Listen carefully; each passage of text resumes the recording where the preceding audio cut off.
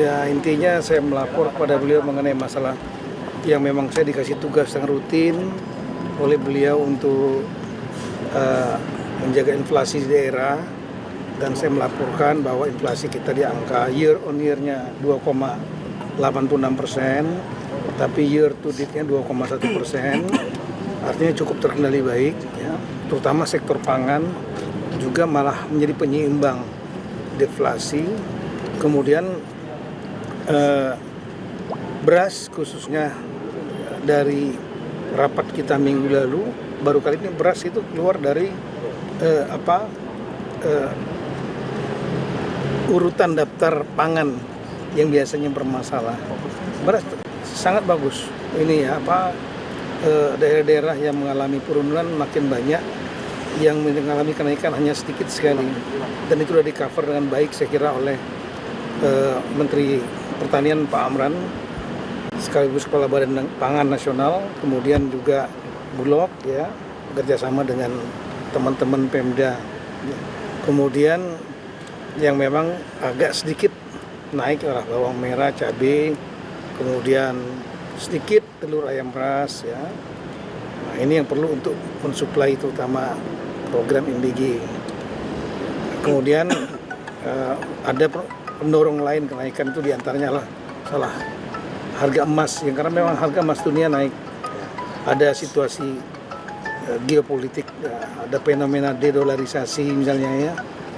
Kemudian saya juga melaporkan kepada beliau mengenai masalah pertumbuhan ekonomi daerah, karena saya juga diberikan tugas kalau inflasi seminggu sekali, sebulan sekali pertumbuhan ekonomi daerah kita bahas, ya, di mana yang tertinggi misalnya Maluku Utara, ada yang minus yaitu Papua Tengah. Saya sampaikan, tanya beliau kenapa penyebabnya, diantaranya karena adanya ekspor dari Freeport yang tertahan, adanya smelter yang pernah terbakar, kemudian ada longsor, ya, impor produksinya mereka menjadi tertahan. Itu mengakibatkan pertumbuhan ekonomi Papua Tengah, Timika, itu mengalami kontraksi minus 8%.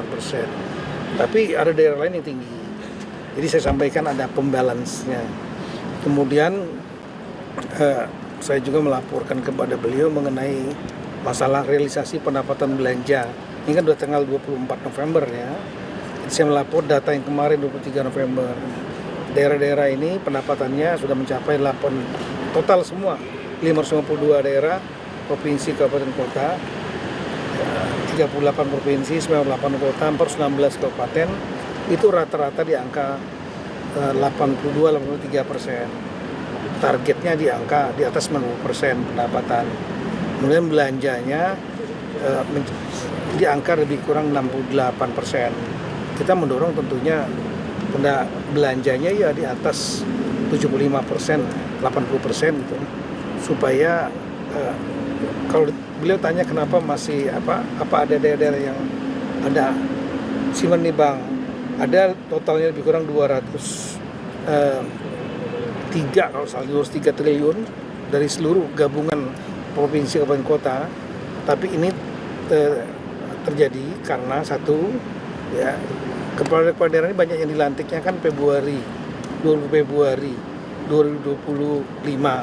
Mereka lagi nyusun dalam tanda petik kabinetnya lah, kepala dinas, sekda dan lain-lain. Nah, itu buat perlambatan. Lelang juga terjadi pelaksanaan begitu lambat. Kemudian daerah-daerah juga mempersiapkan anggaran untuk membayar kontrak akhir tahun, yang memang kalau selesai pekerjaan baru dibayar di akhir tahun biasanya. Setelah itu mereka juga harus persiapan anggaran untuk membayar gaji dan biaya operasional di bulan Januari. Beda dengan pemerintah pusat, KL. Kalau kita kan dibayar oleh Kementerian Keuangan. Kalau daerah tidak, dia akan membayar sendiri gitu. Ya. Memang ada dana transfer pusat, tapi juga dia harus persiapan. Kalau dana transfer pusat terlambat datang, maka dia bisa cover. Gaji kan nggak boleh ditunda. Gitu. Nah itu di samping itu saya juga menyampaikan mengenai progres dukungan Kemendagri dalam MBG di daerah terpencil khususnya. Kemudian Koperasi Desa Merah Putih yang sedang tahap sekarang membangun